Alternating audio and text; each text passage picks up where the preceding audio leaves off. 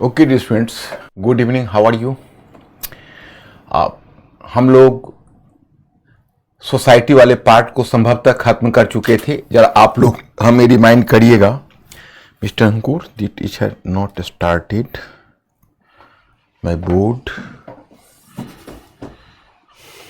Just 1 minute my students.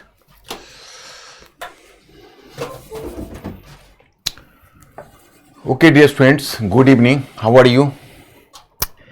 जरा पहले आप रिमाइंड करिए हमें कहाँ से शुरू करना है। आज हम लोगों ने सोसाइटी समाप्त कर दिया था, आज से कल्चर स्टार्ट करना है। Please inform me.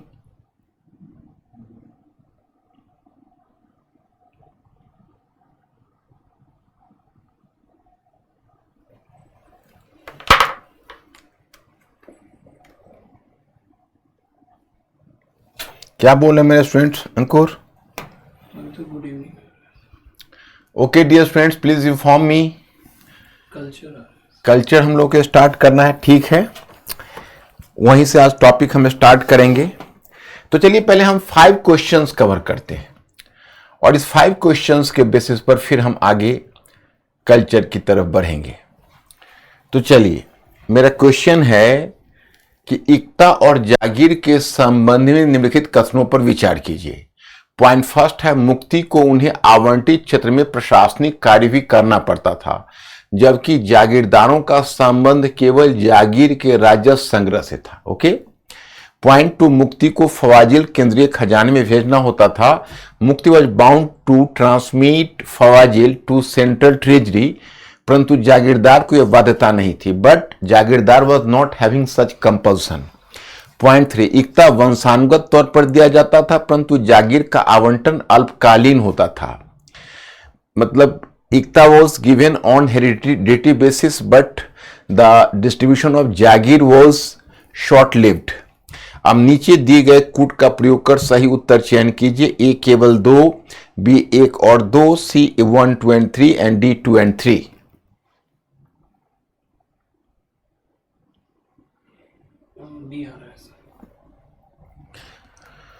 Choice number B is the correct answer. Yes, you are correct.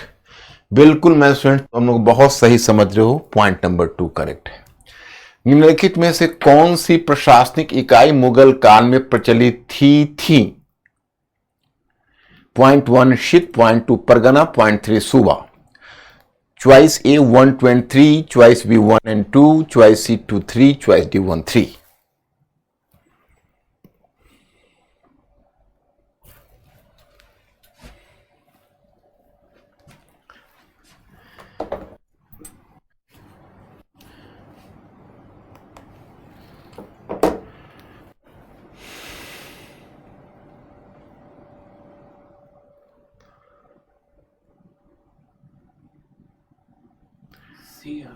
Choice number C is the correct answer. Yes, you are correct.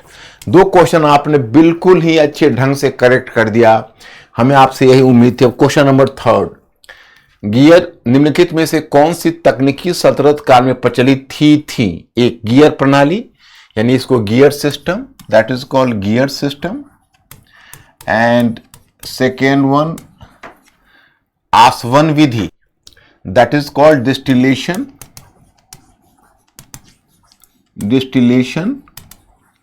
And third जिल्दसाजी, डॉक्यूमेंटेशन। ये 3 टर्म है।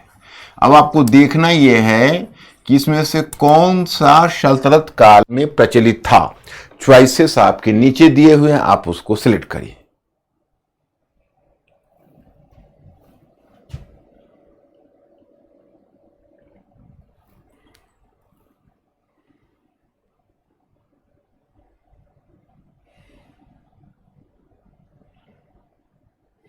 इसमें mix है सी और D में। इसका answer है सी। जैसे देखो, फारसी चक्र है, फारसी चक्र में गियर प्रणाली लगती थी। फारसी चक्र में गियर प्रणाली मैंने बताया था कि एक हॉरिजेंटल व्हील होता था, एक वर्टिकल, जो सबसे बड़ा व्हील था वर्टिकल व्हील था, एक चेन से हॉरिजेंटल व्हील से जुड़ा हुआ था, और जो हॉरिजेंटल और वर्टिकल व्हील का जो रिलेशनशिप था that was based on the gear system. वो गियर सिस्टम उसको बोलते थे। तो 1, 2, 3। और आसवन विधि डिस्टिलेशन तो ऑलरेडी था, और जिल्दसाजी डॉक्यूमेंटेशन। क्वेश्चन नंबर 4, निम्नलिखित में कौन सल्तनत कालीन तांबे के सिक्के हैं? 1 टंका, 2 जीतल, 3 दाम और 4 दिरहम। Be fast.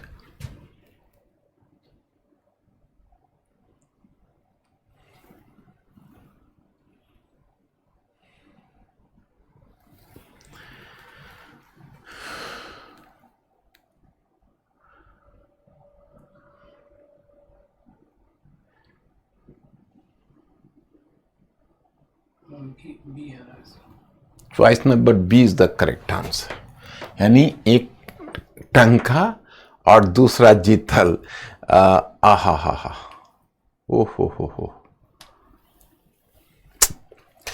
My students, choice have been wrong. Here the choice should be 1, 2 and 4. दिरहम भी चलता था, दिरहम और छोटी सी इकाई थी। जीतल, टंका जीतल था, दाम मुगल काल का था, बाकी तीनों सल्तनत काल का था। लेकिन दिरहम का चॉइस मैंने आपको दे ही नहीं रखा था, इसलिए आपकी इसमें कोई गलती नहीं थी, और इसका चॉइस हम खुद बना रहे, इसलिए इसमें आपको सभी को 1 मार्क्स में दे रहा हूं। क्वेश्चन नंबर 5, मुगलों के अधीन कृषि के विकास के संदर्भ में निम्नलिखित कथनों पर विचार कीजिए। 1, तंबाकू और मक्का जैसी नई फसलों का उत्पादन आरंभ किया गया। तंबाकू और मक्का जैसी नई फसलों का उत्पादन आरंभ किया गया। 2, मुगल काल में पहली बार कपड़ों की बुनाई के लिए करघा का प्रचलन शुरू हुआ। और पॉइंट 3, मुगल काल में फलों का बेहतर किस्म विकसित करने के लिए कलम लगाने की पद्धति, उसको ग्राफ्टिंग सिस्टम बोलते हैं। तंबाकू और मक्का, टोबैको और मेज, यू नो, एंड कपड़ों की बुनाई के लिए करघा, that was you can say loom, the artisan's loom, so that was in use। और मुगल काल में फलों का बेहतर किस्म विकसित करने के लिए कलम लगाने की पद्धति का प्रयोग किया जाने लगा, that is called the grafting system. 3 choice है, इसको आप देख लीजिए।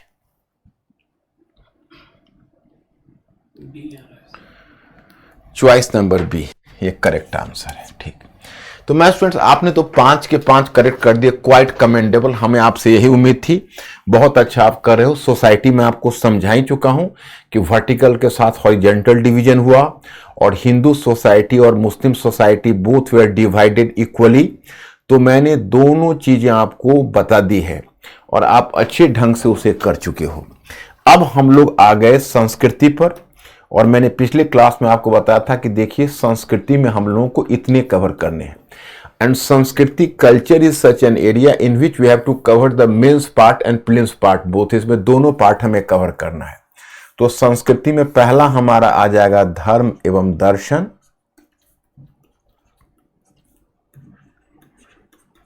धर्म एवं दर्शन। दूसरा आ जाएगा भाषा एवं साहित्य। आपको याद होगा जब हम लोग पार्ट 2 कर रहे थे, पार्ट फर्स्ट तो हमारा प्री हिस्ट्री और प्रोटो हिस्ट्री का था, और जब पार्ट 2 हम लोग कर रहे, तो आप याद करिए हमने पूरा भाषा का एवोल्यूशन आपको बताया था, और उसी के साथ साहित्य का विकास बताया था। अब इसके बाद इस काल में आपको फिर भाषा और साहित्य की मैं समझ विकसित करूंगा। देखो, मेरा पहला दावा होगा आपकी समझ विकसित करने को, क्योंकि एक बार अगर आपको समझ हो जाती है तो आपको सब्जेक्ट में इंटरेस्ट आ जाता है। You will inculcate your interest into the subject, आपको सब्जेक्ट में इंटरेस्ट आ जाता है, और फिर चीजें आपको बड़ी अच्छे ढंग से याद रहने लगती है। बशर्ते आपको एक बार समझ जो टेस्ट है वो डेवलप होना चाहिए, मतलब आप उसकी समझ के लिए प्रयास करो। पहला तो पहला हुआ धर्म एवं दर्शन, फिर हुआ भाषा एवं साहित्य, अब हुआ कला। कला में देखते हो कि इसके कई ब्रांचेज हो रहे हैं। स्थापत्य कला, दूसरा चित्रकला, तीसरा संगीत कला। तो स्थापत्य कला, चित्रकला, संगीत कला, इतना हम लोग कवर कर लें, बस हमारा कल्चर का पार्ट हो जाएगा, ज्यादा नहीं कुछ करना। तो अब देखो, सबसे पहले आज मैं आपको धर्म दर्शन पर ले चलता हूं। धर्म एवं दर्शन,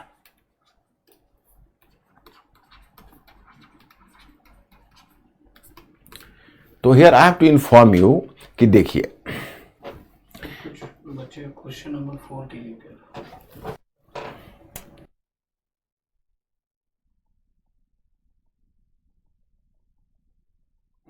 हाँ, ये मैं कह रहा था कि एक इतना नहीं है। सल्तनत काल में 4 करेंसी होती थी, समझ रहे हो?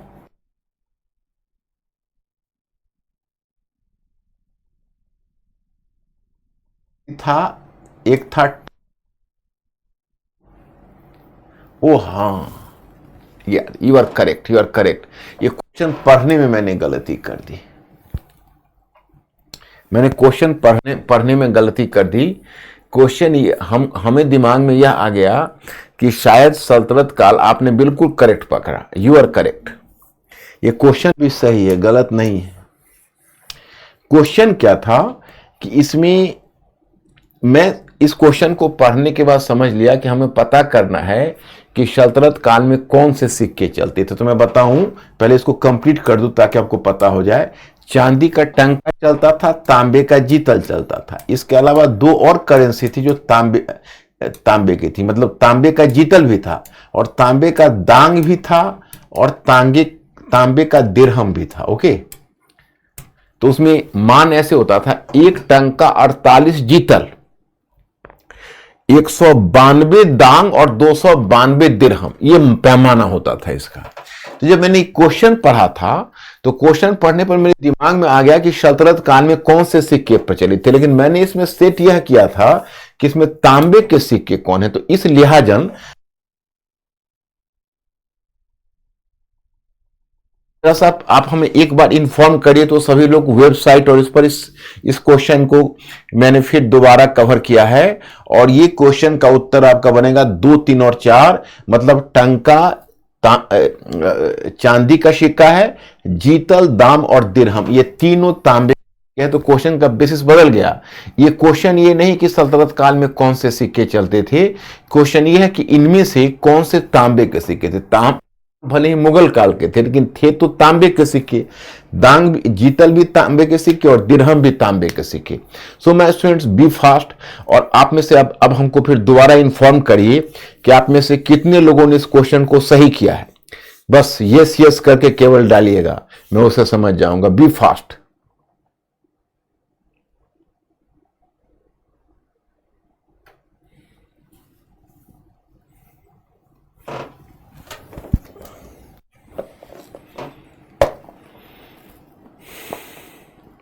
Yes sir.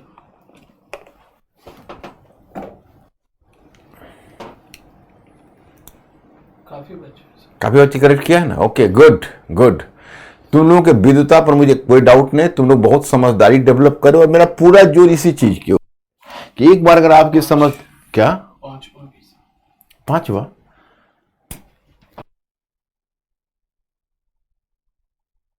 कहां डाउट है? तंबाकू और मक्का नई फसलों का उत्पादन आरंभ किया। याद है 17वीं सदी के आरंभ में तंबाकू और मक्का, जो मैंने तुम्हारा मेरे मैटर नहीं मिला होगा, और ओहो,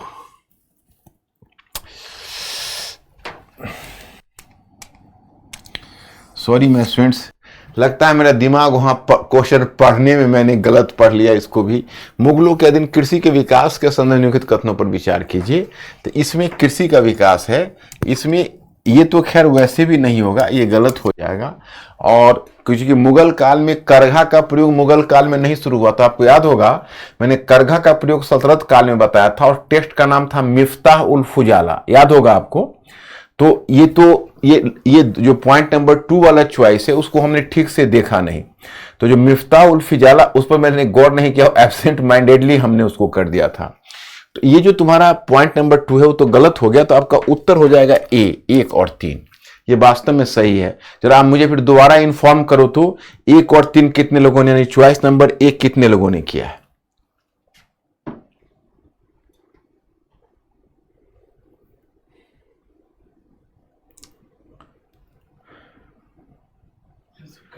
गुड, आई एम कॉन्फिडेंट तुम लोग इसी तरह अच्छा करोगे और अच्छा करते रहो।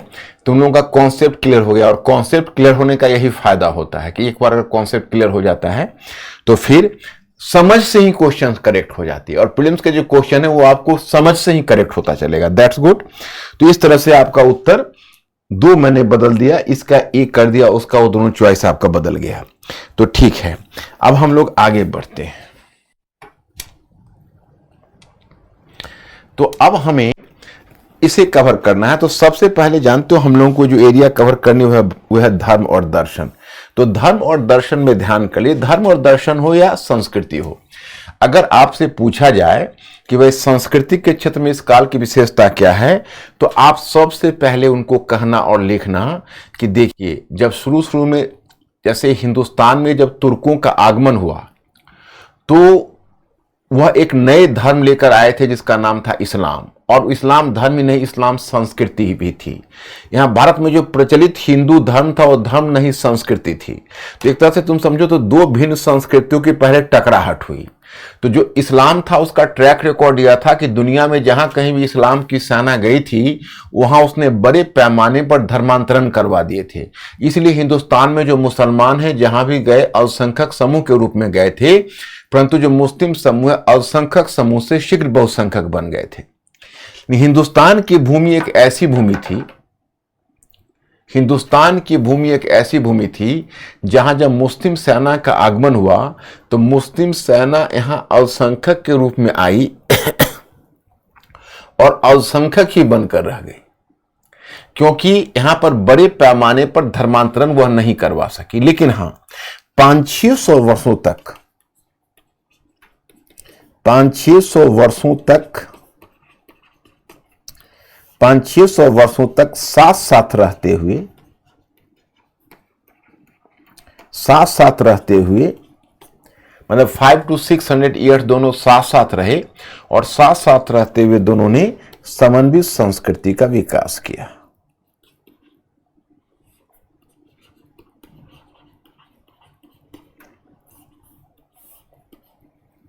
दोनों साथ साथ रहते हुए दोनों धार्मिक पंथों के लोगों ने समन्वित संस्कृति का विकास किया। अब देखिए, अब यहां पर जो समन्वित संस्कृति वो अपने आप को हर क्षेत्र में व्यक्त किया है। धर्म, तो धर्म के क्षेत्र में देखते हो जो समन्वित संस्कृति है वो भक्ति एवं सूफी, भक्ति एवं सूफी।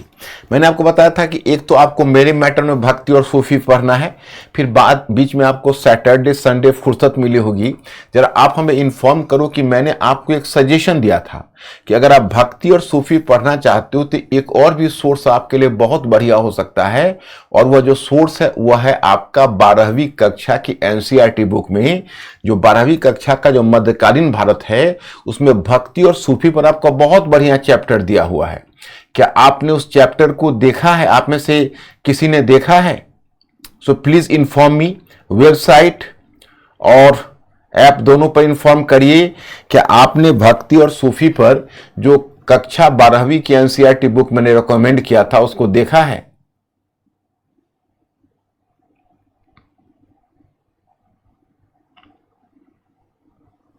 प्लीज इन्फॉर्म मी।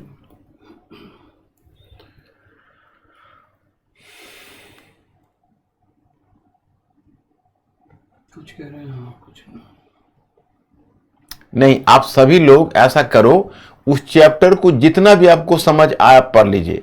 और आप ध्यान रखिए, मैं क्लास में ही आपको भक्ति आंदोलन शीशे की तरह साफ कर दूंगा, सूफी आंदोलन शीशे की तरह साफ कर दूंगा। एक बार जब क्लास में आप मेरे से क्लास कर लोगे भक्ति सूफी पर तो आपको कोई दिक्कत आगे नहीं रह जाएगी, मेरा विश्वास है। लेकिन एक बार आपको वहां पर देखना है। और कल से मैं भक्ति सूफी पर क्वेश्चन भी लाना शुरू करूंगा, मल्टीपल चॉइस क्वेश्चन, और आप लोग इसी तरह से बढ़िया से परफॉर्म करना जैसा आप परफॉर्म करते आ रहे हो। आप प्रीलिम्स वाले क्वेश्चन में तो आप बहुत बढ़िया परफॉर्म कर रहे हो, बस अब मुझे लगता है कि आप मेंस में उसी कॉन्फिडेंस के साथ आप हमें कह दो तो मुझे बड़ी खुशी होगी कि मेंस के क्वेश्चन को भी आप उतना ही अच्छे से और कॉन्फिडेंस में आ गए। मुझे लगेगा कि मेरा पढ़ाने का मकसद पूरा हो गया अगर आपने मेंस का क्वेश्चन भी उतना ही एफिशिएंटली कर दिया तो देखो, धर्म में भक्ति और सूफी है, तो पहले हम धर्म में आते हैं। तो धर्म के क्षेत्र में पहले एक धारा है जो रूढ़िवादी इस्लाम की है, रूढ़िवादी इस्लाम, और दूसरी धारा है जो रूढ़िवादी हिंदू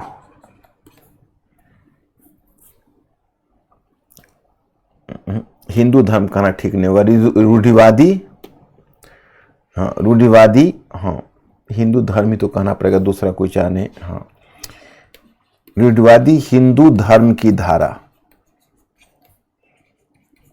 रूढ़िवादी हिंदू धर्म की धारा, और इन दोनों के बीच में है उदार धार्मिक दृष्टिकोण,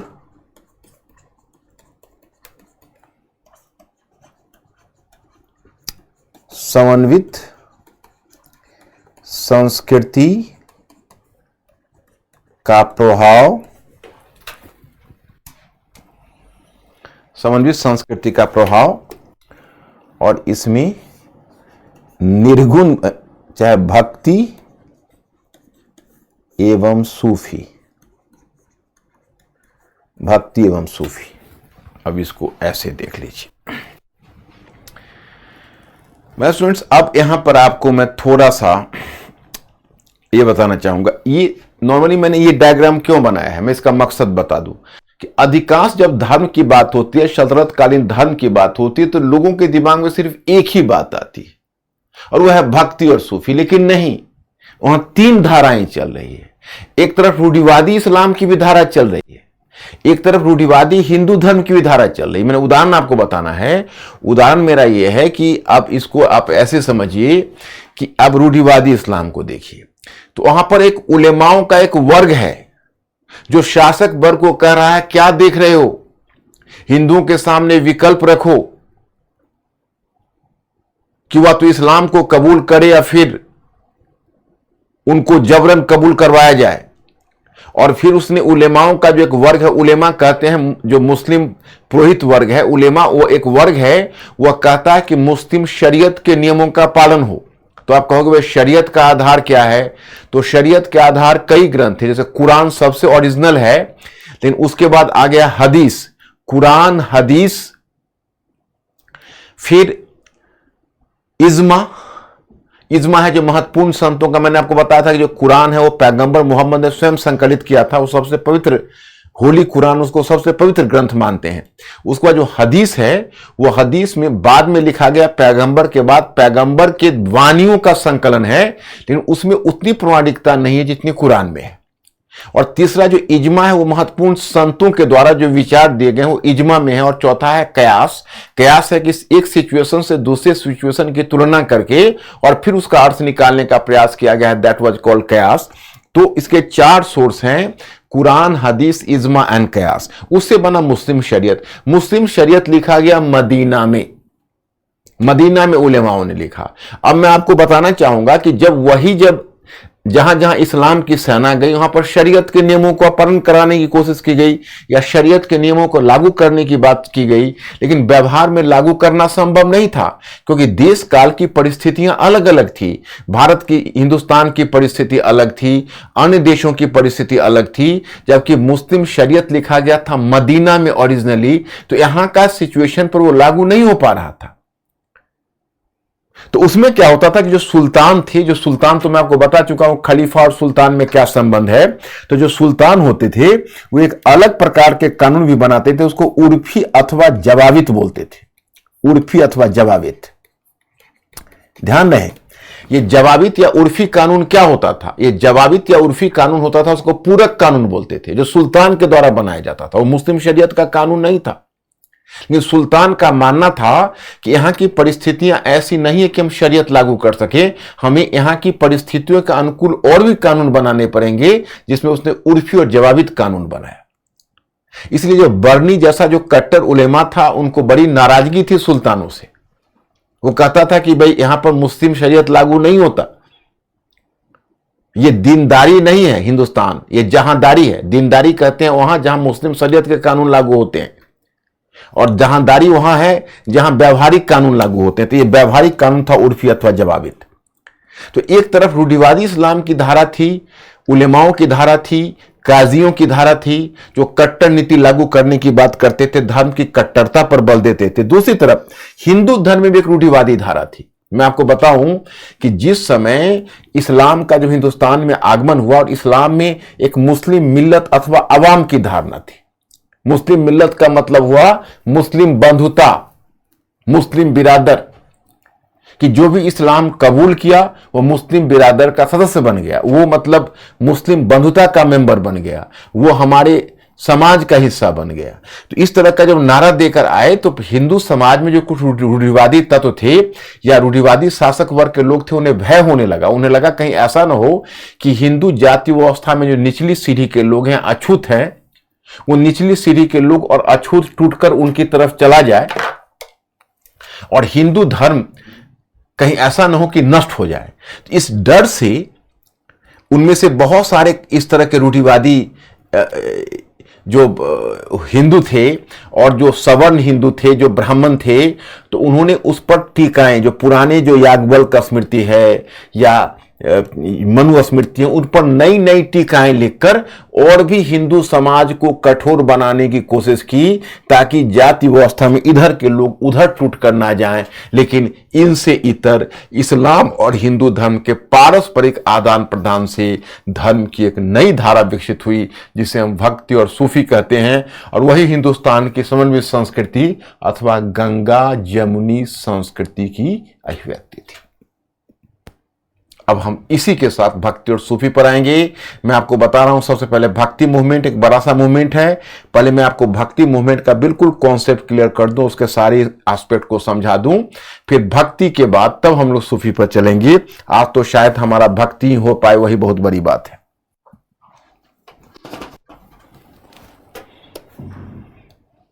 जस्ट 1 मिनट।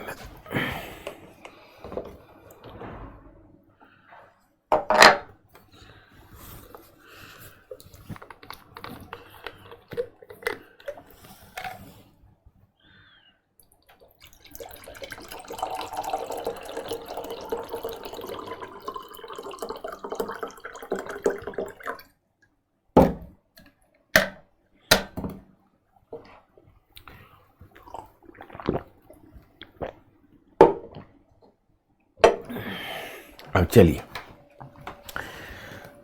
अब एक डायग्राम हम फॉलो करवाते हैं आप लोगों से। हालांकि मैंने मैटर भी दिया होगा उसमें। देखो, थोड़ा आप हमारे पीछे आओ, पीछे मत हमारे साथ, आप पीछे चलिए। आप याद करिए, हम पहले आपको पार्ट 2 में गुप्तोत्तर काल और पूर्व मध्य काल करवाया था। तो ये भक्ति हमने, देखो, भक्ति आंदोलन का इतिहास लगभग, माने आप यही समझो कि भक्ति आंदोलन हिंदुस्तान का सबसे बड़ा सांस्कृतिक आंदोलन, सबसे बड़ा सांस्कृतिक आंदोलन, सांस्कृतिक आंदोलन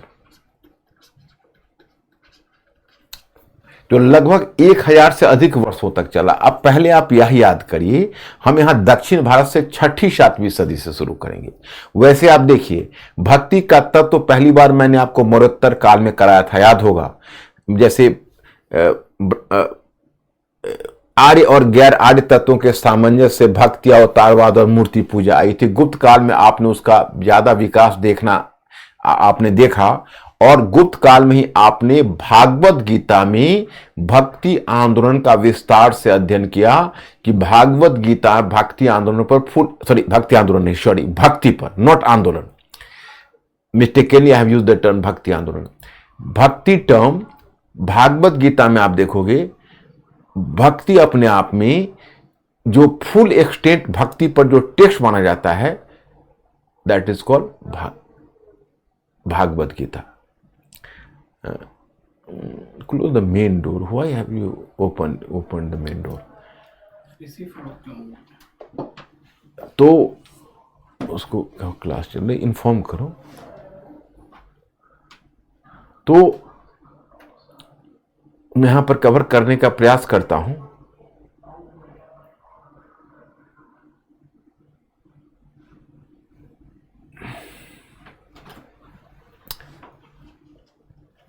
मैं यहां पर करने का प्रयास करता हूं कि जैसे गुप्त काल में आप भक्ति आंदोलन पर, भक्ति पर फुल एक्सटेंट टेक्स्ट कहते हो भागवत गीता को, that is called Bhagavad Gita.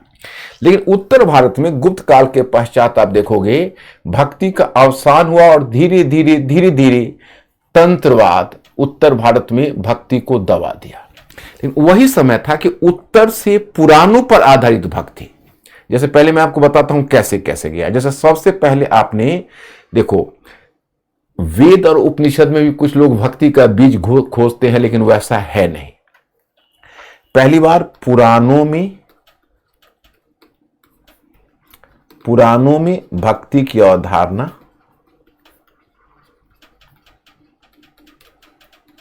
Okay ईसा की आरंभिक शताब्दियों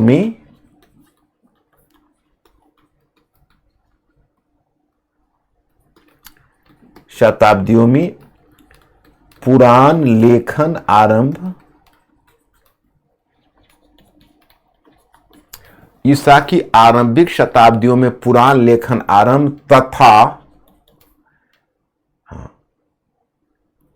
इसमें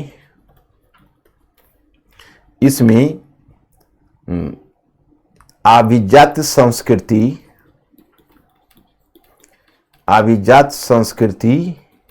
एवं लोक संस्कृति का सामंजस्य अभिव्यक्त लोक संस्कृति का सामंजस्य अभिव्यक्त। इसीलिए आप देखोगे भक्ति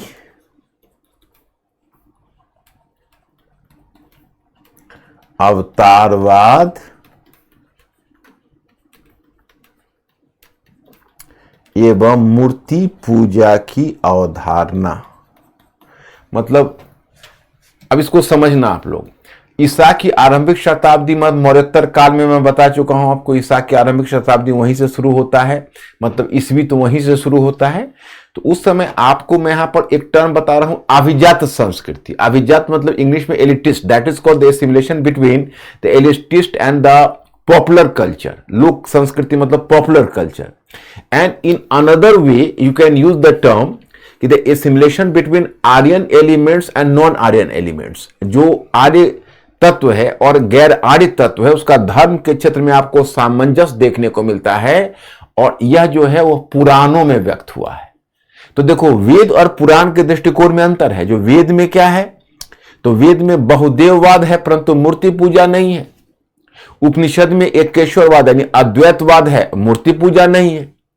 पुराणों में भक्ति की अवधारणा है और मूर्ति पूजा, अवतारवाद, मूर्ति पूजा सभी कुछ है। अब कहोगे भक्ति क्या है, तो लिटरल टर्म में भक्ति का मतलब होता है भक्ति उपासना की एक पद्धति है। उपासना की एक पद्धति है। देखो जब भक्ति की बात होती है तो पहली बात तो आप यह जान लो, भक्ति कोई अलग धार्मिक पंथ नहीं है, उपासना की पद्धति है। It was a mode of worship, it was not the you can say it was not any specific sect, a specific religion or a specific you can say the cultural identity. It is basically a mode of worship. यह एक तरह से उपासना की एक पद्धति है। ईश्वर कोई हो, उपासना की पद्धति भक्ति है। भक्ति का मतलब होता है ईश्वर के प्रति अहेतुक,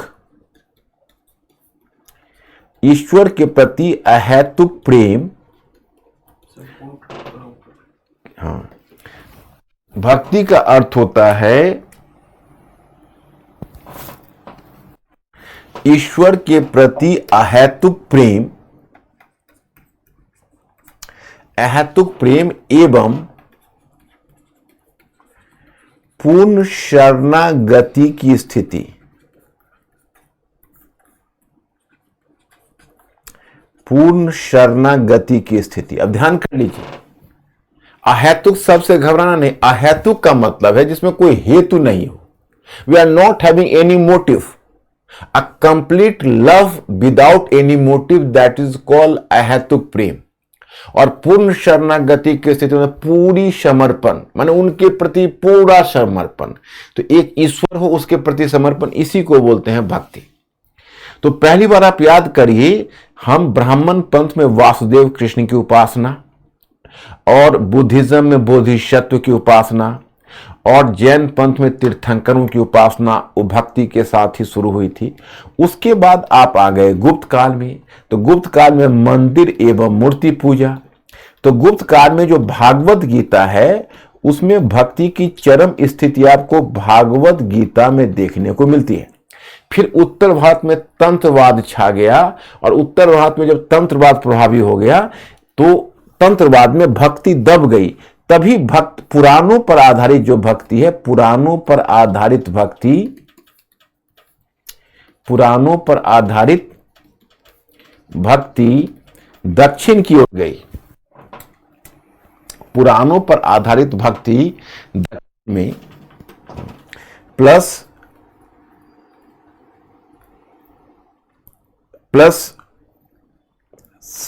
संगम साहित्य में प्रेम के तत्व से जुड़ गई। अब लिटरेचर वाले मैंने संगम साहित्य आपको कवर किया हुआ है, आपको यहां से पकड़ना पड़ेगा। अब देखिए, संगम साहित्य में प्रेम के तत्व से जुड़ गई। संगम साहित्य में दो प्रकार का साहित्य था, आप देखो, एक राजा की प्रशंसा संबंधी साहित्य, और दूसरा एक था युद्ध और प्रेम का साहित्य, और दूसरा राजा की प्रशंसा संबंधी साहित्य। तो जो संगम साहित्य है उसमें प्रेम का तत्व जुड़ गया। तो दक्षिण की भक्ति में भावनात्मक तत्व, दक्षिण की भक्ति में भावनात्मक तत्व प्रबल हो गया। जो दक्षिण की भक्ति है वो दक्षिण की भक्ति में क्या प्रबल हो गया? तो भावनात्मक तत्व प्रबल हो गया। भावनात्मक तत्व दक्षिण की भक्ति में प्रबल हो गया, माने इमोशनल एलिमेंट्स। तो इसका नाम पड़ गया भक्ति आंदोलन। तो यहां तक तुम ओके करो, फिर मैं दक्षिण से अब उत्तर लेके चलता हूं और कैसे कैसे भक्ति का विकास दक्षिण में हुआ। मैं अभी भक्ति का ओरिजिन उत्तर में बताया, उत्तर से भक्ति अब दक्षिण जा चुकी है, अब दक्षिण से भक्ति उत्तर आएगी, तब हम पूरे भक्ति आंदोलन का जिक्र आपसे करेंगे और कैसे कैसे भक्ति का प्रकार बदलता गया वो स्पष्ट करते जाएंगे।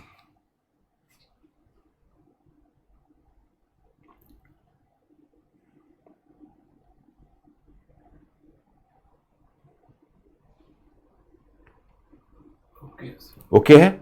अच्छा, अब चलिए, अब देखिए एक डायग्राम आप लोग फॉलो करिएगा और बनाइएगा।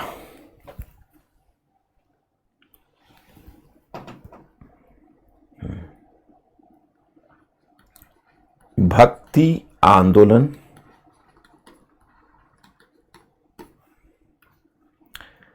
अलवार प्लस नैनार संत 7वीं सदी से 11वीं सदी। ओके, देखो भक्ति आंदोलन, और ये था लोकप्रिय या जन आंदोलन, लोकप्रिय आंदोलन।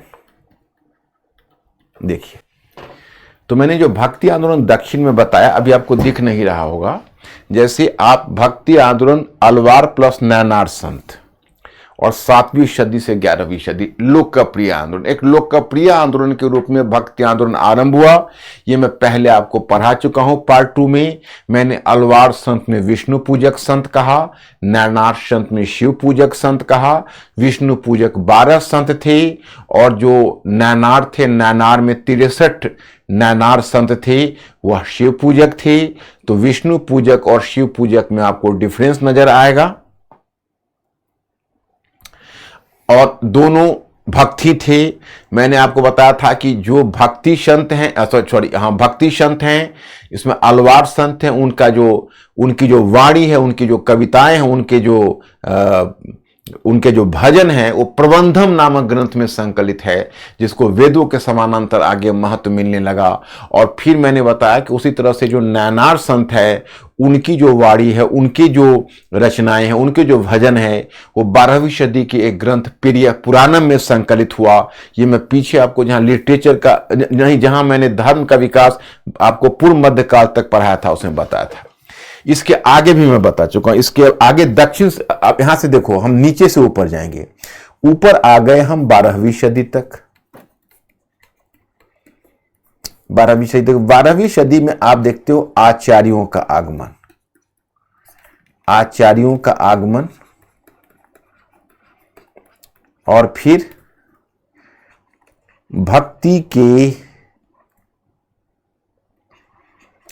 भक्ति आंदोलन के स्वरूप में परिवर्तन।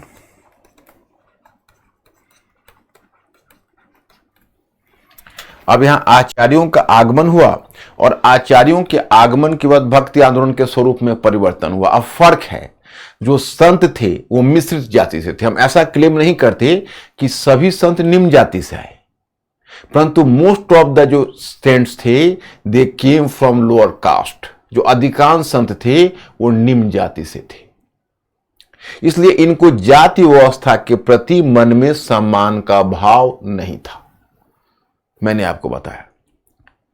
और इसलिए एक तरह से जाति विभाजन के प्रति इनके मन में एक तिरस्कार का भाव था। टकराते नहीं थे, जाति व्यवस्था पर इन्होंने चोट डायरेक्टली नहीं की, उसके प्रति मन में तिरस्कार का भाव था। लेकिन जब 12वीं सदी में, जब 12वीं सदी तक जब आचार्यों का आगमन हुआ, ये ब्राह्मण आचार्य थे। इन्हीं आचार्य में एक थे रामानुज। तो रामानुज ने भक्ति के लिए दो काम किया। एक तो उन्होंने भक्ति को एक स्पष्ट दर्शन का आधार दिया था, मैंने आपको बताया था। तो कैसे?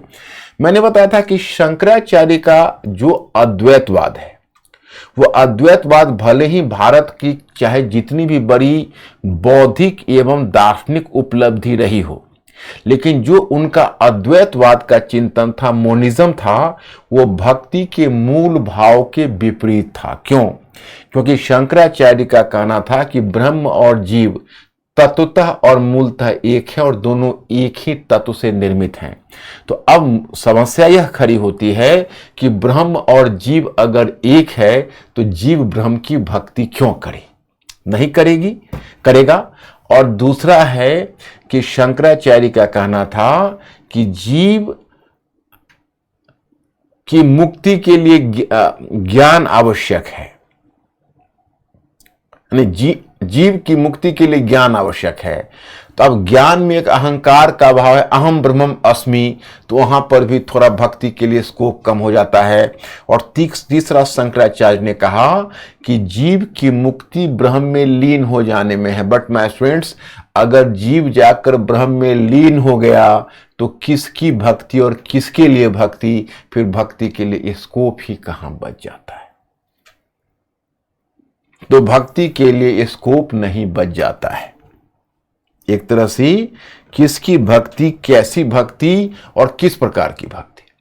लेकिन रामानुज ने शंकर के तीनों बार, शंकर के विचारों में थोड़ा सा परिवर्तन लाकर विशिष्टाद्वैत का चिंतन दिया था। आपको याद होगा, पहले में संशोधन लाते हुए उन्होंने कहा कि ब्रह्म और जीव दोनों ही एक तत्व से निर्मित है, परंतु दोनों एक नहीं है। अगर ब्रह्म अगर परिमाण है तो जीव उसका गुण। और दूसरा का जवाब देते उन्होंने कहा कि ब्रह्म जीव की मुक्ति के लिए ज्ञान आवश्यक है, परंतु ज्ञान से भी अधिक आवश्यक है ईश्वर की कृपा, जैसे प्रपत्तिवाद। और तीसरा उन्होंने कहा कि जीव की मुक्ति ब्रह्म में लीन हो जाने में नहीं है, बल्कि ब्रह्म से मिलने में है, और मिलन का साक्षी बनकर उस आनंद को महसूस करने में है। तो इस तरह से रामानुज ने शंकर के विचारों में संशोधन लाकर उसे भक्ति के अनुकूल बनाया। लेकिन वही रामानुज ने एक सामाजिक रूढ़िवाद को स्थापित कर दिया। वो ब्राह्मण थे, जाति व्यवस्था के प्रति, जाति विभाजन के प्रति उनके मन में सम्मान का भाव था, तो उन्होंने जाति व्यवस्था को तिरस्कार नहीं किया। हाँ, एक काम उन्होंने किया कि वेद की परंपरा और प्रबंधन की परंपरा दोनों में सामंजस्य लाया। जो मैंने कहा कि भक्ति को उन्होंने अद्वैत दर्शन और भक्ति के बीच एक सेतु का काम किया, वहां तक तो ठीक है। लेकिन फिर उन्होंने एक दक्षिणवादी फार्मूला ला दिया, उसको बोलते हैं दक्षिणवादी फार्मूला। वो दक्षिणवादी फार्मूला यह था कि उन्होंने कहा कि देखिए, धर्म के क्षेत्र में हम सभी समान हैं, परंतु सामाजिक क्षेत्र में वर्ण विभाजन बना रहेगा। उन्होंने कहा कि धर्म के क्षेत्र में सभी समान हैं, परंतु सामाजिक क्षेत्र में वर्ण विभाजन बना रहेगा। और इसलिए तुम देखो कि दक्षिण की भक्ति ने जाति और वर्ण विभाजन के साथ समझौता कर लिया। तो दक्षिण की भक्ति में दो बातें, क्योंकि जो अलवार और नैनार संत थे, जब उन्होंने दूर दूर क्षेत्रों की यात्रा की थी दक्षिण भारत में, तो उन्होंने कुछ पवित्र स्थलों का चयन किया था। उन्हीं पवित्र स्थलों पर मंदिरों का निर्माण हुआ और मंदिर के साथ पुरोहित जुड़ गए। और पुरोहित और मूर्ति पूजा तो थी ही, दक्षिण में अलवार नैनार संतों ने भी मूर्ति पूजा को प्रोत्साहन ही दिया था। और जब ब्राह्मणवादी तत्व जुड़ गए तो उसमें एक सामाजिक रूढ़िवाद भी ला दिया। तो वहां पर जो ब्राह्मण जो दक्षिण भारत की जो भक्ति है, उसने कहीं ना कहीं जाति और वर्ण विभाजन के साथ भी सामंजस्य कर लिया। अब जो यह नई प्रकार की भक्ति थी, एक नई ऊर्जा के साथ दक्षिण में अपीयर हुई, और इसने वहां पर जो बौद्ध और जैन जैसे विरोधी पंथ थे उसका लगभग सफाया कर दिया। तो 12वीं सदी तक जो दक्षिण की भक्ति थी वो अपने चरम पर पहुंच गई। और वह पहले अलवार और नैनार संत आए, फिर आचार्य आए, और आचार्य ने भक्ति के स्वरूप में दक्षिण में संशोधन किया। एक तरफ भक्ति ने दक्षिण में ब्राह्मणवाद को समर्थन दिया, तो दूसरी तरफ उन्होंने उभरते हुए राजतंत्र को समर्थन दिया। तो यही फार्मूला है। अब आप यह बताइए कि यहां तक अगर आप क्लियर हो गए होंगे, then we have to move further, क्योंकि यहां तक मैं आपको बता चुका हूं। अब दक्षिण भारत से हमको पहले महाराष्ट्र में आना है, और महाराष्ट्र से फिर हमें उत्तर भारत में जाना है, जहां भक्ति दो धाराओं में बटेगी। यहां तक आप क्लियर हुए? कोई प्रॉब्लम तो नहीं?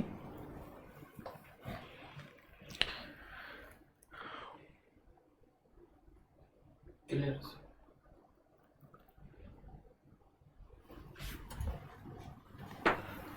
ओके, यहां तक क्लियर? अच्छा, अब देखियो, दक्षिण यहां से पहले उत्तर की तरफ बढ़ी। थोड़े समय के लिए महाराष्ट्र को देखो। अब यह है महाराष्ट्र धर्म। सर नेमत पूछ रहे हैं कि सर भक्ति मूवमेंट की शुरुआत साउथ से हुई या नॉर्थ से, क्योंकि भक्ति का विकास तो नॉर्थ इंडिया से हुआ है, लेकिन इसका प्रबल रूप साउथ इंडिया में देखने को मिलता है। हाँ, नेमत तुम सही हो। अगर भक्ति का विकास उत्तर में हुआ, भक्ति की अवधारणा ईसा की आरंभिक शताब्दियों में और पुराणों के साथ आई। मैंने नियमित इसीलिए अभी आपको बताया था, आप मेंटली अलर्ट होकर मेरे लेक्चर को सुनना। आप लोग हमारे सामने नहीं बैठे हुए हो, लेकिन मेरी कोशिश ये होगी कि आप में बिल्कुल कॉन्सेप्चुअल क्लैरिटी आ जाए। देखिए, भक्ति का विकास उत्तर भारत में हुआ, भक्ति की जो भावना है उत्तर भारत में आई,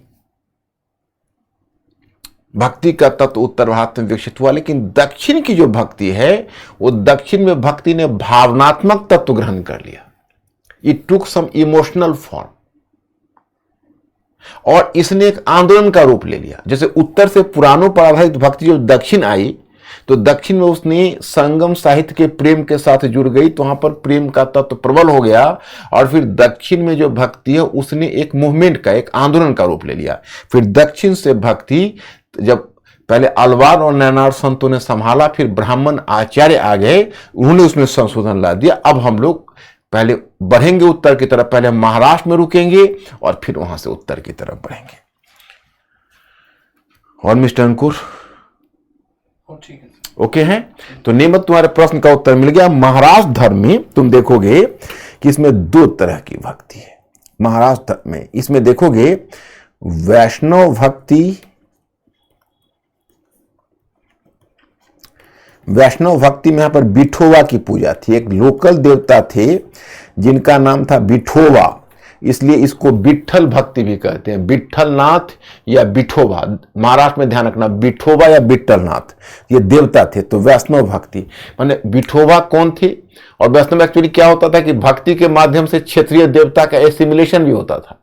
तो यहां पर क्षेत्रीय देवता का जो एसिमिलेशन हो रहा है, क्षेत्रीय देवता कौन है, विठोबा है अथवा विट्ठलनाथ है, तो ये देवता है। तो वैष्णव भक्ति प्लस नाथ पंथ का प्रभाव, तो यहां पर नाथ पंथ का प्रभाव पड़ा। तो नाथ पंथ क्या है, तो आपको मैं उत्तर भारत में तंत्रवाद की एक शाखा नाथ पंथ बता चुका हूं, लेकिन नाथ पंथ के दो पक्ष है। नाथ पंथ का एक पक्ष है तंत्रवाद और नाथ पंथ का दूसरा पक्ष है सामाजिक रेडिकल, सोशल रेडिकलिज्म, यानी सामाजिक परिवर्तनवाद का स्वर या जाति व्यवस्था के अस्वीकार का स्वर। आप जानते हो कि नाथ पंथ से जुड़े हुए जो साधु थे वो निम्न जाति से आए थे और जाति व्यवस्था के प्रति उनके मन में एक आक्रोश था। तो जो नाथ पंथ पर जब दक्षिण की महाराष्ट्र धर्म पर जब उस नाथ पंथ का प्रभाव पड़ा, तो तुम देखोगे महाराष्ट्र धर्म में जाति व्यवस्था मजबूत नहीं है, जाति व्यवस्था के प्रति समर्पण नहीं है। और जो महाराष्ट्र के संत थे इसी वैष्णव भक्ति यानी विठोबा की पूजा, विठोबा का जो मूल केंद्र था महाराष्ट्र में वो था पंढरपुर। महाराष्ट्र में जो विठोबा का मेन केंद्र था, विठोबा की उपासना का पंढरपुर है, और वहीं पर महाराष्ट्र संत उसी से जुड़े हुए थे, उन पर नाथपंथ का भी प्रभाव था। इसलिए तुम देखते हो कि महाराष्ट्र धर्म में जाति व्यवस्था के प्रति सम्मान का भाव नहीं है, ये जाति व्यवस्था जाति विभाजन का तिरस्कार करता है और महाराष्ट्र के लोगों को एक ही मराठी पहचान देता है। मराठी पहचान, एक ही मराठी पहचान जाति व्यवस्था को कमजोर करता है महाराष्ट्र। और दूसरी बात है कि महाराष्ट्र संत में आपको कुछ नाम मिलेंगे, जैसे आरंभिक संत में ज्ञानेश्वर, नामदेव, यही दो का नाम याद रखिए।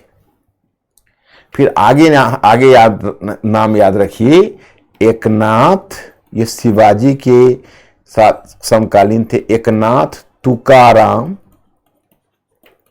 और रामदास। रामदास शिवाजी के गुरु थे। रामदास की रचना है दासबोध। रामदास ने एक रचना लिखी थी दासबोध। और जो एकनाथ और तुकाराम है, तो तुकाराम और एकनाथ ने जो मराठी भाषा में अपनी रचनाएं लिखी है, उनकी रचना को कहते हैं अभंग। क्या बोलते हैं? अभंग। एकनाथ, तुकाराम, रामदास ने जो मराठी में अपनी रचनाएं लिखी हैं, मराठी में उनकी रचनाओं को बोलते हैं अभंग। उस रचना का नाम है, वो जो कविता, जो भक्ति गीत लिखते थे। अभंग क्या है? भक्ति गीत है। भक्ति गीत का नाम है। मेंटली अलर्ट होकर तुम लोग सुनना। तो अब देखो महाराष्ट्र धर्म में ऐसा क्या है जो आगे चलकर मराठा राज्य में प्रतिफलित हो गया। मराठा राज्य के निर्माण में क्या, तो एक तो महाराष्ट्र धर्म ने आपसी विभाजन को समाप्त करके एक समान जातीय पहचान दी, उसको ठीक कहते हैं मराठी। फिर महाराष्ट्र धर्म ने एक सांस्कृतिक आंदोलन खड़ा कर दिया जो मराठी भाषा और साहित्य के विकास पर था।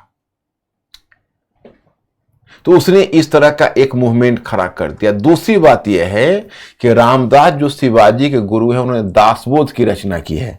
जो बाकी महाराष्ट्र संत हैं, वो बाकी महाराष्ट्र संत ने जिस संप्रदाय की स्थापना किया महाराष्ट्र, उसको कहते हैं बरकरी संप्रदाय, यानी विठोबा की पूजा पर आधारित बरकरी संप्रदाय की स्थापना की है इन्होंने।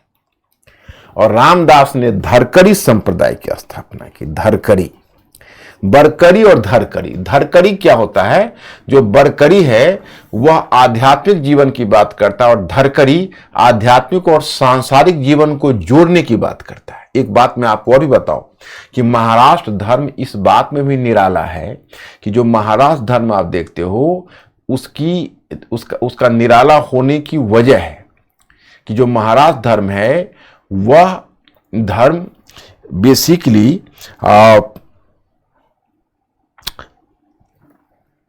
जैसे बाकी जो हिंदू धर्म को सामान्यतः कहते हैं सहिष्णु, सहिष्णु कहते हैं टॉलरेंट को, टॉलरेंट, हिंदुइज्म इज टॉलरेंट। लेकिन जो महाराष्ट्र धर्म है वो जयिष्णु है। जयिष्णु मीन्स की the craving for victory. Maharashtra dharma is craving for victory, so that is called जयिष्णु। तो इसलिए जब मुगलों से टकराहट मराठों की हुई तो उसमें महाराष्ट्र धर्म ने बहुत हेल्प किया और फिर एक समान मराठी पहचान के आधार पर आगे चलकर मराठा राज्य की स्थापना हो गई। अब थोड़ा सा आप लोग अगर हमें क्लू दे देते कि क्लियर हो गया तो मैं फिर आगे बढ़ता, आपको महाराष्ट्र से उत्तर की तरफ ले जाता। उत्तर की तरफ आप लोगों का डायग्राम चलेगा, ध्यान रखना।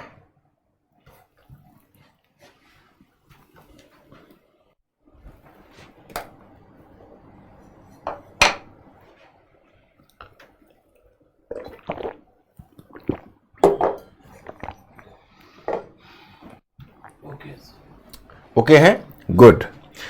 तुम लोग काफी समझदार हो चुके हो और मेरा कल्चर वाले पार्ट समाप्त होते होते तक आप लोग राइटिंग में मुझे श्योर कर दो। अब कल्चर का जब तक चल रहा है तब तक एक मुख्य परीक्षा के लिए अब लास्ट में तुम लोग केवल हमें ये बताओगे कि हाँ अब हमें मेंस में भी, क्योंकि प्रीलिम्स में तो आप लोग कंफर्टेबल हो गए, और जब मेरा फिर कल्चर पार्ट समाप्त हो जाएगा तो समाप्त होते हुए मैं थोड़ा सा पढ़ने का रिकमेंडेशन कर दूंगा एंड तब हम आपसे विदाई लेंगे।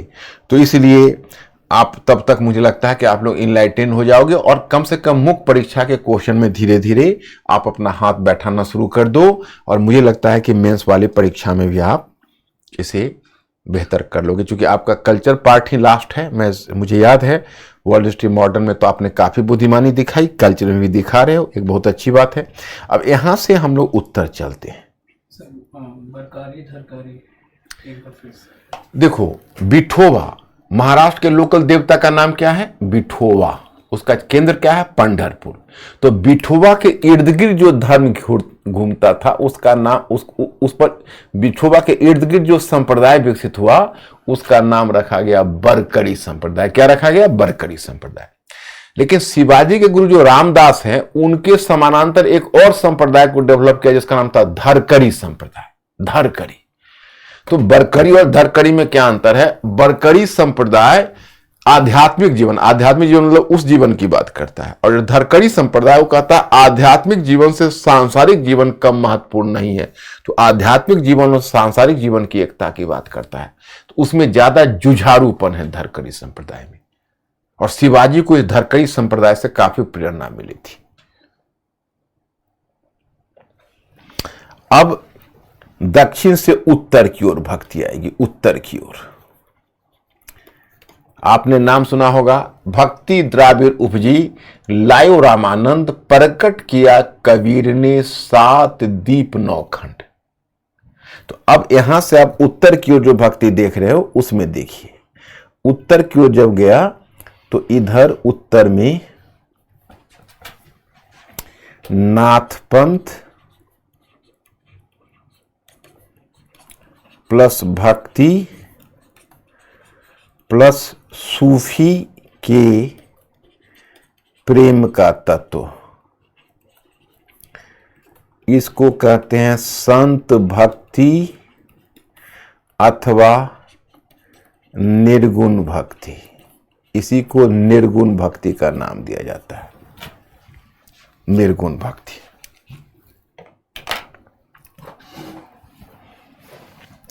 इधर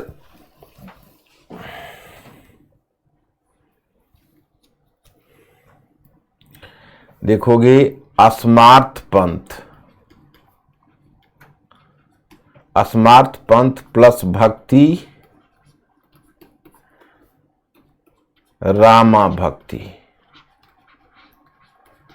अस्मार्थ प्लस भक्ति रामा भक्ति, कृष्ण की उपासना प्लस भक्ति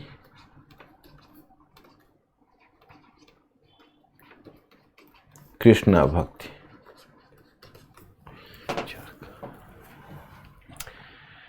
मैं स्टूडेंट्स, अब आप दक्षिण से उत्तर की तरफ आए तो मैंने आपको बताया कि भक्ति द्राविड़ उपजी लायो रामानंद, प्रकट किया कबीर ने 7 दीप 9 खंड। अब एक बात तो आपको पता है, जो दक्षिण से उत्तर जब भक्ति आएगी तो भक्ति के स्वरूप में परिवर्तन हो जाएगा। ध्यान रहे, क्योंकि देखो भक्ति कोई धार्मिक पंथ नहीं है, भक्ति एक उपासना की पद्धति है। That is a mode of worship. Bhaktism is what? That is a mode of worship. तो जब दक्षिण की भक्ति उत्तर की तरफ जाती है तो वहां पर उत्तर भारत में अलग अलग पंथ प्रचलित हैं। एक तरफ नाथ पंथ था, तो नाथ पंथ कौन है? मैंने आपको बताया था कि नाथ पंथ वही मत्स्येंद्र नाथ उसके संस्थापक थे, गोरखनाथ उसके महत्वपूर्ण संत थे और निम्न जाति के लोग उससे जुड़े हुए थे। तो नाथ पंथ की दो विशेषताएं थी। एक, मैं आपको बताऊं कि वह ब्रह्म यानी वो शिव कहते थे, शिव को निराकार रूप में पूजते थे। निराकार और आकार का तो अंतर समझते होगे, जो नहीं समझते हो तो पूछना। तो निराकार, शिव को निराकार रूप में पूजते थे, मतलब आकारहीन रूप में पूजते थे।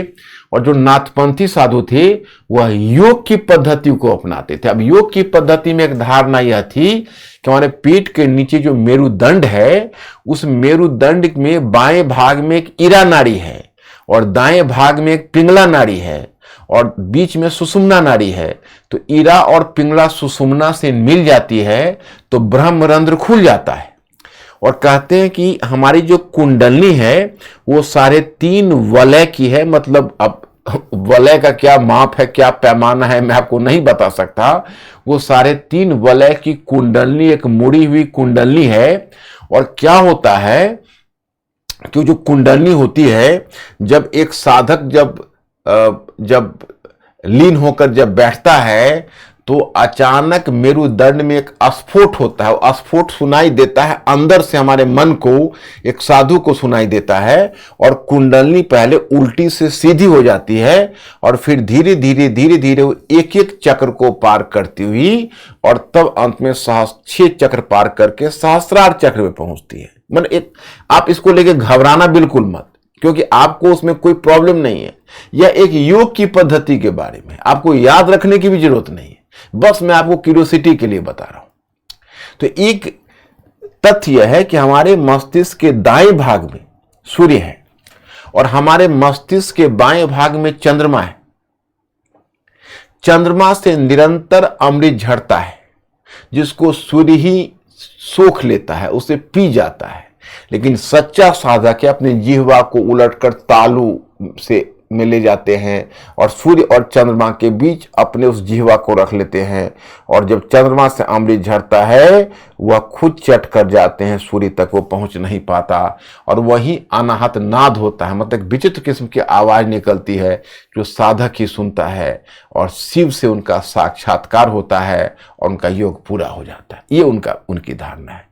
तो ये एक निराकार ईश्वर शिव में विश्वास करते हैं। सम टोटल केवल इतना ही याद रखो, कोई आकार शिव का नहीं है, कोई मूर्ति नहीं है, कुछ भी नहीं। दूसरी तरफ ये निम्न जाति से आए हैं तो जाति व्यवस्था के प्रति इनके मन में आक्रोश है। जानबूझकर ये ऐसी शब्दावली का प्रयोग करते हैं जो जाति व्यवस्था को ध्वस्त करने वाली शब्दावली का प्रयोग करते हैं। तो उसमें नाथ पंथ, अब नाथ पंथ में तो एक आक्रोश है, लेकिन जो दक्षिण से जो भक्ति आई वो दक्षिण की भक्ति उत्तर के नाथ पंथ के साथ जुड़ गई। दक्षिण की भक्ति उत्तर में नाथ पंथ को जुड़ नहीं गई, मतलब पूरे नाथपंथी को नहीं, दक्षिण से आई हुई भक्ति का बीज नाथपंथियों के समूह में गिर गई। तो उससे आपको संत भक्ति का विकास हुआ। उसी समय में आपको बताऊंगा कि उत्तर भारत में सूफी भी आ चुके थे और सूफियों में प्रेम की तीव्रता थी, प्रेम की प्रबलता थी। तो उसमें सूफियों का भी सूफी का प्रेम का तत्व भी इस पर आ गया। तो 3 मिलकर चाशनी बनाई, नाथ पंथ प्लस भक्ति प्लस सूफी इजकल टू यानी बराबर संत भक्ति अथवा निर्गुण भक्ति के। निर्गुण का मतलब गुणहीन नहीं, गुणातीत लगाना चाहिए, मतलब एक निराकार ईश्वर की उपासना। अब देखो, 2 चीज निर्गुण भक्ति को अलग कर देती है बिल्कुल से दक्षिण की भक्ति से। दक्षिण की भक्ति में आपने क्या देखा, वहां ईश्वर को साकार रूप में पूजा जाता है, ईश्वर को निर्गुण भक्ति में आप देखोगे ईश्वर को साकार रूप में पूजा जाता है, साकार रूप में। मतलब ईश्वर को एक मतलब आकार का रूप दिया जाता है। ईश्वर एक साकार रूप में पूजे जाते हैं, मतलब आकार रूप में पूजे जाते हैं दक्षिण में।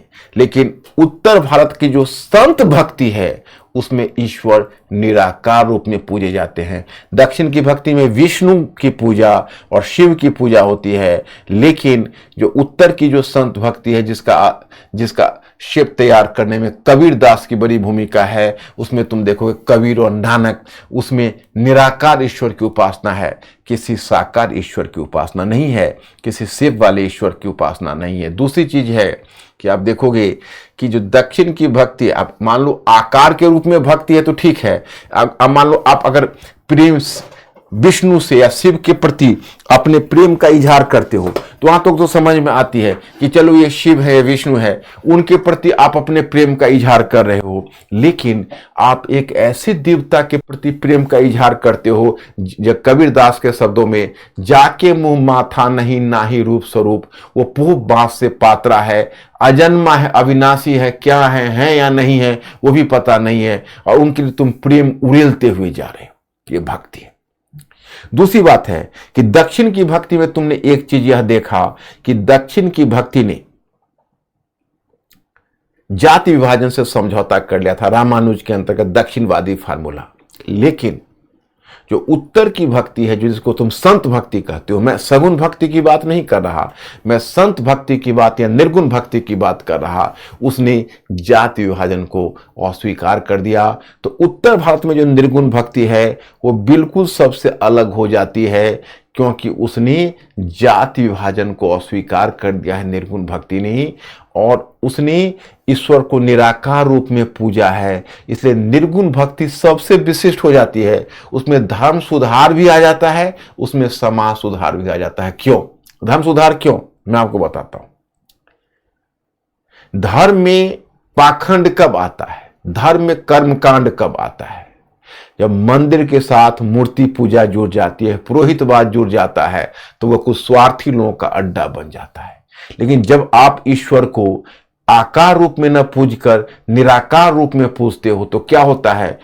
मन चंगा तो कठौती में गंगा। हर तरह के आडंबरों से मुक्त होकर आप उपासना करते हो। तो वो जो निर्गुण भक्ति है वो हर तरह के आडंबर से मुक्त होकर उपासना की बात कर रहा है।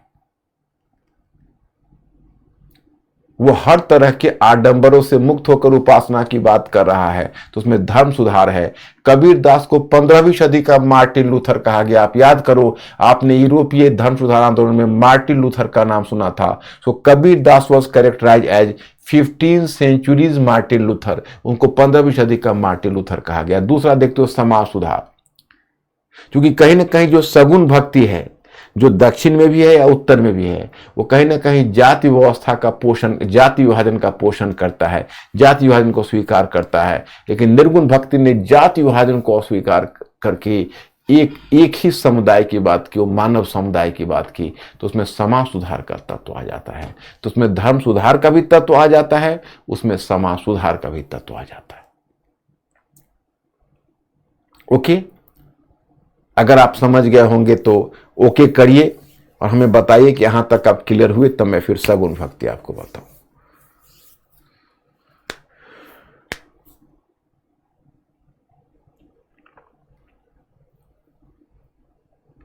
माय स्टूडेंट्स, बी फास्ट, समय कम है।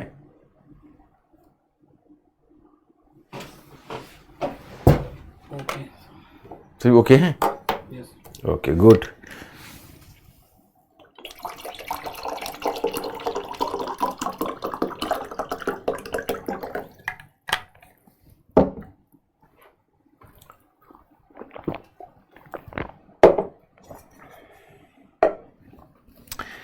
अब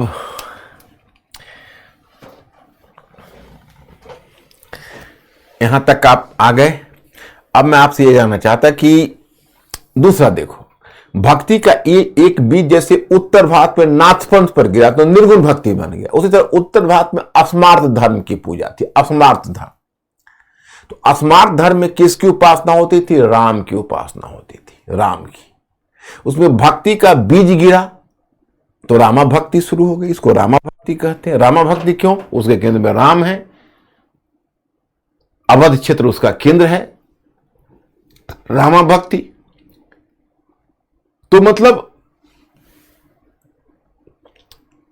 राम वही रहे, देवता वही रहे, लेकिन उनकी उपासना की पद्धति बदल गई। अब पहले जहां उनको मंत्र से पूजा की जाती थी, अब उसकी भक्ति के आधार पर पूजा की जाने, यानी पूरे समर्पण की स्थिति से पूजा की जाने लगी।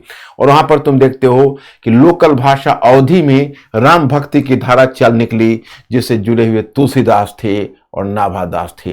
तुलसीदास ने एक प्रसिद्ध रचना रामचरितमानस की, जिसको कहते हैं गिरिदर्शन, कि प्रत्येक हिंदू के घर का बाइबल बन गया। और वहीं पर नाभादास है, उन्होंने भक्तमाल की रचना की, जिसमें 200 भक्तों की चर्चा की है। उसी प्रकार से कृष्ण की उपासना प्रचलित थी। दक्षिण से आई हुई जब भक्ति का बीज गिरा तो कृष्णा भक्ति शुरू हो गई। कृष्णा भक्ति ये भी वैष्णव भक्ति के अंतर्गत है, कृष्णा भक्ति। अब रामा भक्ति और कृष्णा भक्ति में थोड़ा सा अंतर है। रामा भक्ति है वो दास्य भाव की भक्ति है। दास्य भाव का मतलब है कि मर्यादा पुरुषोत्तम राम की आप उपासना करते हो और उनके प्रति एक मतलब होता है कि वह स्वामी हैं, हम सेवक हैं। तो दास भाव की भक्ति है। जब हम रामा भक्ति से जुड़ते हैं तो दास भाव की भक्ति से, जब कृष्णा भक्ति से जुड़ते हैं तो सख भाव की भक्ति है। कृष्ण प्रेमी हैं, कृष्ण मित्र हैं, कृष्ण सखा हैं, कृष्ण सब कुछ है। तो वहां शुरू हो जाता है रासलीला, मान लीला, माखन लीला, चिरहरण लीला। तो उस भक्ति में प्रेम का वहां उस भक्ति में तुम देखोगे बहुत सारी श्रृंगारिक चीजें आ जाती है, बहुत सारे लाइसेंस आ जाते हैं उस भक्ति में। और वो भक्ति तुम देखते हो कि थोड़ा सा लाइसेंस हो जाता है सोसाइटी में, क्योंकि वहां पर बहुत सारा परमिशन है जो रामा भक्ति में नहीं है। वो दास भाव की भक्ति है, सख भाव की भक्ति है। कृष्ण भक्ति की भाषा ब्रज भाषा। तो मेरे विचार में आप इस तत्व को समझ पा रहे हो। तो ये दास भाव और सख भाव की भक्ति अलग अलग है। कृष्णा भक्ति से जुड़ी हुई तो बहुत बड़ा एरिया है। उत्तर भारत में बल्लवाचार्य, और बल्लवाचार्य के पुत्र थे जिनका नाम था विठलनाथ। उन्होंने अष्टछाप के कवि उनके अंतर्गत रहते थे। उन्हीं में एक सूरदास थे जो प्रसिद्ध रचनाकार, जिन्होंने सूर सागर की रचना की थी। फिर आप पश्चिम भारत में आओगे तो गुजरात में नरसिंह मेहता थे, जिससे महात्मा गांधी काफी प्रभावित थे। और राजस्थान में मीराबाई थी, जिन्होंने कृष्ण को अपना पति मान लिया था। मेरे तो गिरधर गोपाल दूसरों ना कोई।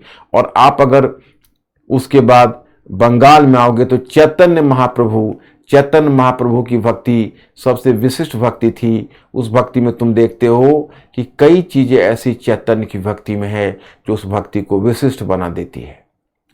और दूसरा, मैं उसी चैतन्य भक्ति में बताऊंगा, उनके हिंदू उपासक भी थे और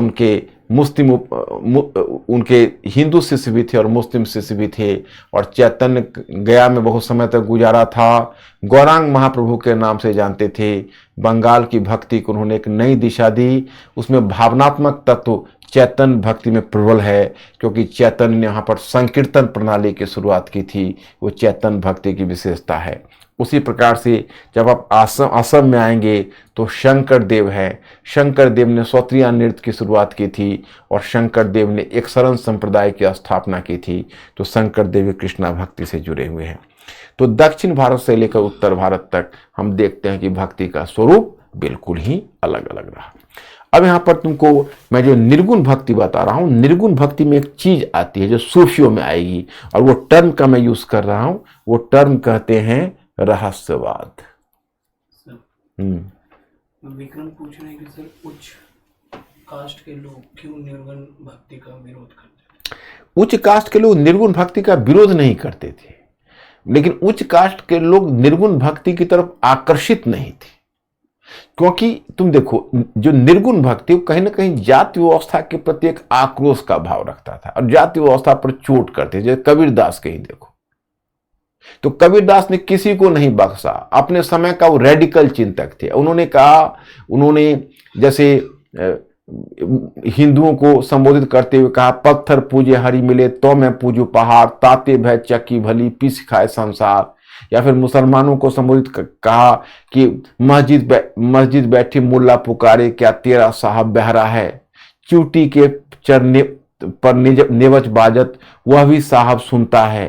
तो मतलब ये जो उनका हिंदू और मुस्लिम कर्मकांड पर जो उनकी चोट थी, वो कहीं ना कहीं एलिट्स को घबरा देता था, और जाति व्यवस्था के प्रति जो अस्वीकरण का भाव था वो कहीं ना कहीं सवर्ण हिंदुओं को डरा देता था। इसीलिए निर्गुण भक्ति के प्रति वह आकर्षण नहीं है। सर बात पूछने की, कबीरदास हिंदू थे या मुस्लिम? ये कहना मुश्किल है, तुम क्यों इस चक्कर में पड़ते हो। कबीरदास जुलाहा जाति से जुड़े हुए थे, और जो जुलाहा जाति थी वो कपड़े का काम करती थी, मतलब कपड़ा की बुनाई करती थी, और हिंदू जाति व्यवस्था में निम्न जाति की स्थिति थी जुलाहा जाति की। तो जो निम्न जाति की स्थिति थी जुलाहा जाति की, तो क्या हुआ कि आगे चलकर के इस उम्मीद में कि कहीं इस्लाम में आने से हमारी सामाजिक स्थिति बेहतर हो जाएगी, जुलाहा जाति के लोगों ने इस्लाम धर्म कबूल कर लिया। लेकिन इस्लाम धर्म कबूल करने के बाद भी उनकी स्थिति नहीं सुधरी। अंकित पूछ रहे सर, शक भाव क्या है? शक भाव है मित्रता का भाव। शक भाव मित्रता का भाव है। तो मैं बता रहा था कि एक टर्म आएगा रहस्यवाद। वो रहस्यवाद रामा भक्ति में नहीं है, रहस्यवाद कृष्णा भक्ति में नहीं है। रहस्यवाद कहां है?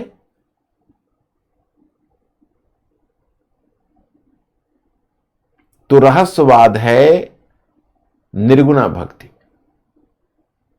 वो रामा भक्ति में रहस्यवाद नहीं, कृष्णा भक्ति में रहस्यवाद नहीं।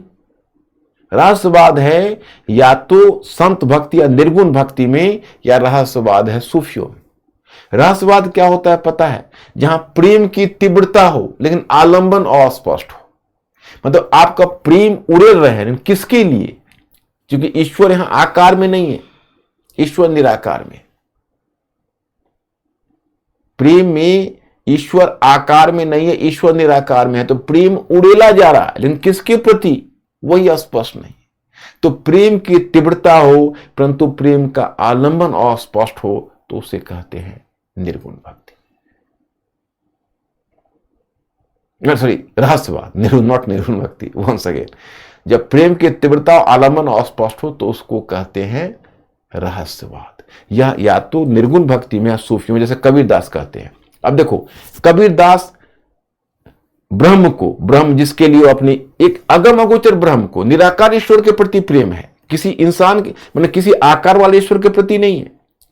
वो उस निराकार ईश्वर के प्रति को वो पति का रूपक देते हैं, प्रियतम मानते हैं, और जीव को अपनी आत्मा को प्रियतमा कहते हैं, अपनी आत्मा को प्रियतमा मानते हैं। और वह जो निराकार ईश्वर है उसको पति का रूपक, प्रियतम या पति या प्रियतम का रूपक देते हैं। और ऐसे उन शब्दावली में व्यक्त करते हैं जैसे प्रियतमा प्रियतम का संबंध है। जैसे मैं आपको बताता हूं कि कबीरदास जैसे लिखता है कि नैना अंतर आओ तू त्यों नैन झपेऊ, ना हो देखू और को ना तुझ देखन देव।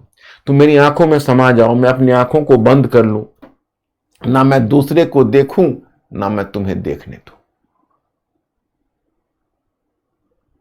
अब बताओ, इस एक ऐसे ईश्वर के प्रति इसका आकार नहीं है। वो कहते हैं चुनरिया हमारी पिया ने सवारी, पहने कोई पिया की प्यारी। तो ये सब एक ऐसी ईश्वर के लिए जिसका आकार नहीं है। तो यहीं से mysticism, the use of term mysticism या रहस्यवाद यहीं से निकलता है। और यह या तो निर्गुण भक्ति में या सूफियों में। मैं तुमको समझा पाया? ओके, जल्दी बोलिए, समय कम है। एक क्वेश्चन मेंस का दूंगा, फिर प्रीलिम्स का 5 क्वेश्चन लाऊंगा। प्रीलिम्स तो आप लोग बहुत अच्छा सॉल्व कर रहे हो, मेंस वाले में कल आप हमें सॉल्व करके दिखाओगे। ओके है? Right, good. अब मैं आपको एक बताता हूं क्वेश्चन।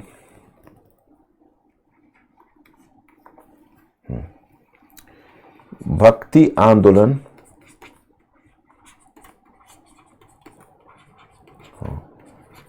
सबसे बड़ा सांस्कृतिक आंदोलन,